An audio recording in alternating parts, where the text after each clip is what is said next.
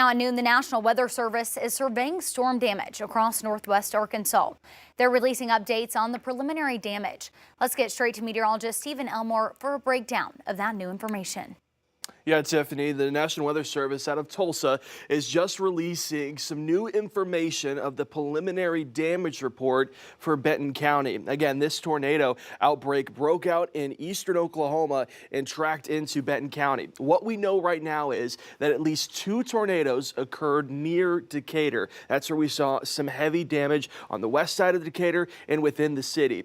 They also go to say that 2 more tornadoes occurred just to the west of Centerton. Later on this evening, we're going to get a report of the track, of the rating, but at least that EF3 damage was found in the Decatur area, and the National Weather Service out of Tulsa says they have so far seen up to EF2 damage in the Centerton area. Again, we're going to get those official ratings coming later this evening. They also go on to say that straight line wind damage occurred all across Benton County. That's why we had damage in the Rogers area, in the War Eagle area, in the Bentonville area. Now, this straight line wind damage does go on to say that more than likely more tornadoes occurred in that area. They're out surveying Benton County today, the National Weather Service out of Tulsa, to see if they can find those tracks in Benton County and also where the strongest possibility of those tornadoes were. Don't be surprised if we get another potential tornado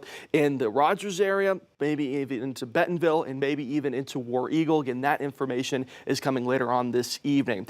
They also go on to say the death that happened in that mobile home near Montagne was also more than likely due to straight line wind damage. Right now, they're saying that it's more than likely that they did not have a tornado in that area, but wind estimates were anywhere between 80 and 95 miles per hour, which is definitely enough to cause that tree damage. Again, more information is coming. This is just the preliminary report right now. Later on this evening, we're expected to get the results of the ratings of all the tornadoes that came through Benton County Sunday morning. Thanks for breaking all of that down, Stephen. Well, this Memorial Day, people across Benton County, they're cleaning up from those storms that Stephen just mentioned. Now, here are 3 things that you need to know right now because of this. State officials say that there are 8 storm-related deaths in Arkansas. That includes 3 in Benton County. We do have a crew in Montagne today where Stephen was just talking about that's working to learn more about that person who did die when a tree came through a mobile home on Canal Street. And as Stephen mentioned, survey teams believe that that was the result of those straight line winds. Meanwhile, as thousands are displaced from their homes due to damage and power outages, the community is coming together to offer free meals. We do have a list of some of those options for those who are in need of that help. That's on our website, 5newsonline.com. Look for that story on the top of our homepage.